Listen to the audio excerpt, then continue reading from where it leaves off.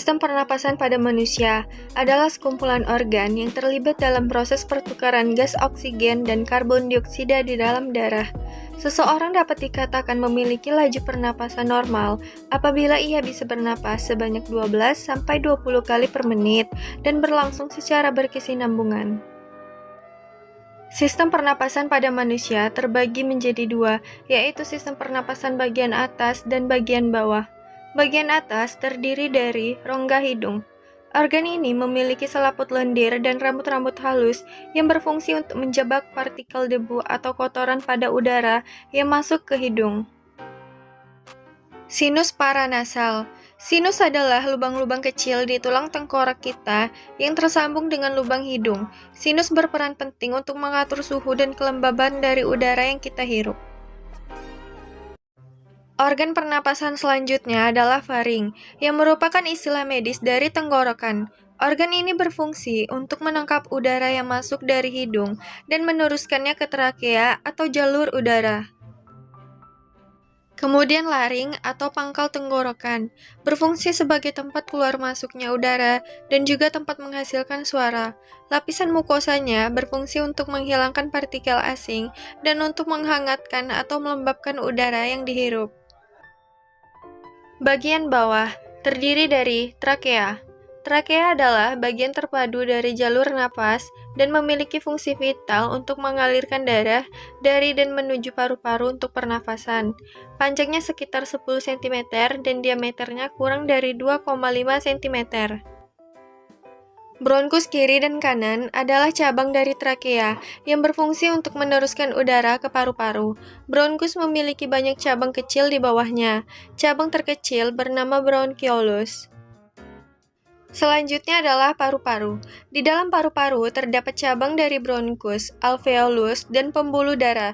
Jutaan alveolus yang menerima udara dari bronchiolus yang bertugas sebagai tempat pertukaran oksigen dan karbon dioksida.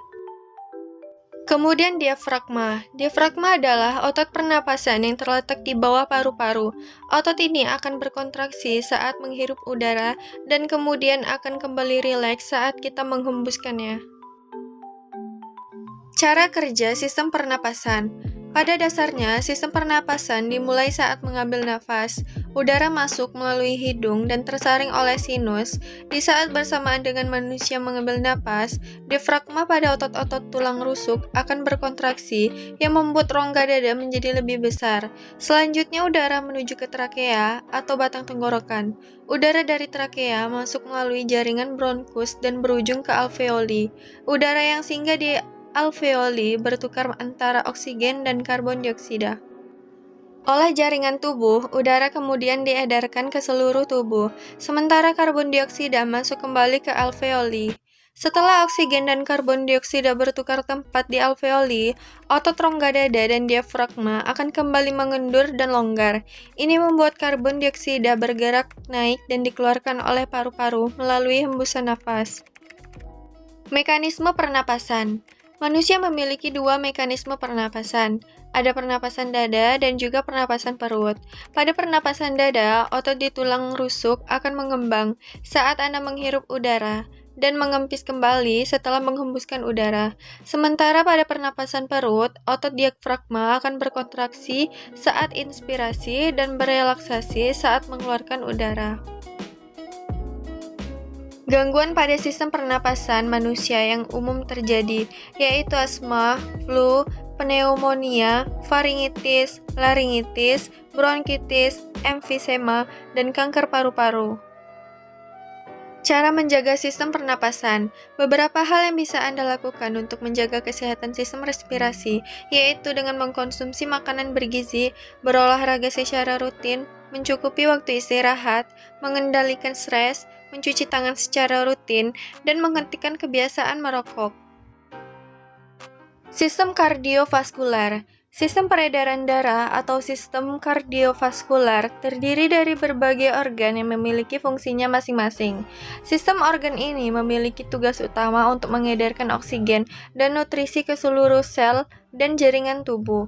Sistem peredaran darah manusia tersusun atas pembuluh darah dan beberapa organ, yaitu Jantung mengumpulkan darah yang kekurangan oksigen dari seluruh tubuh dan selanjutnya memompanya ke paru-paru. Dengan cara darah pada jantung mengambil oksigen dan membuang karbon dioksida.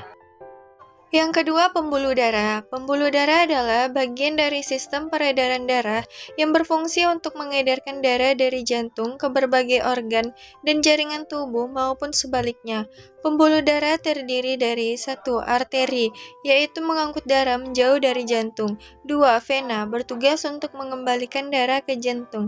Tiga, kapiler, berfungsi untuk mengelilingi sel dan jaringan tubuh untuk mengantarkan dan menyerap oksigen, nutrisi, dan zat lainnya. Yang ketiga adalah darah. Darah adalah komponen terpenting dari sistem peredaran darah manusia. Darah berperan sebagai pembawa nutrisi, oksigen, hormon, dan antibodi ke seluruh tubuh. Darah terdiri dari satu, plasma darah, mengandung berbagai zat penting seperti hormon dan protein. Dua, sel darah merah atau eritrosit, berfungsi sebagai pembawa oksigen dan karbon dioksida. Yang ketiga, sel darah putih atau leukosit, komponen utama dari sistem kekebalan tubuh. Yang keempat, keping darah atau trombosit, yang menunjang proses pembukuan darah saat terjadi luka atau cedera. Cara kerja sistem kardiovaskular. Cara kerjanya dengan memompa darah dari ventrikel kanan. Darah yang memiliki kadar oksigen rendah dipompa menuju arteri pulmonalis. Lalu aliran darah akan bercabang menuju arteri dan kapiler yang lebih kecil. Di sini karbon dioksida dilepaskan dari darah ke dalam vesikel paru dan oksigen segar masuk ke aliran darah. Mekanisme kardiovaskular. 1. Sirkulasi sistemik. Sirkulasi darah yang mencakup seluruh tubuh. Sirkulasi ini berlangsung ketika darah bersih yang mengandung oksigen mengisi serambi kiri jantung melalui vena pulmonalis setelah melepaskan karbon dioksida di paru-paru. Yang kedua, sirkulasi pulmonal.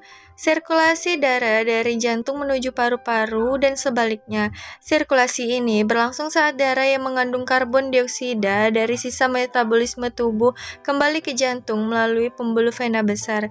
Yang ketiga, sirkulasi koroner, berfungsi untuk memasok oksigen dan nutrisi ke miokardium dan mengeluarkan karbon dioksida dan hasil dari metabolisme. Gangguan pada sistem kardiovaskular. Berikut gangguan sistem peredaran darah yang dapat terjadi. Yang pertama, hipertensi. Kedua, aterosklerosis. Ketiga, jantung koroner. Yang keempat, gagal jantung. Kelima, aneurisma aorta. Keenam, henti jantung. Ketujuh, kardiomiopat. Yang kedelapan, penyakit arteri perifel. Yang kesembilan, penyakit jantung bawaan.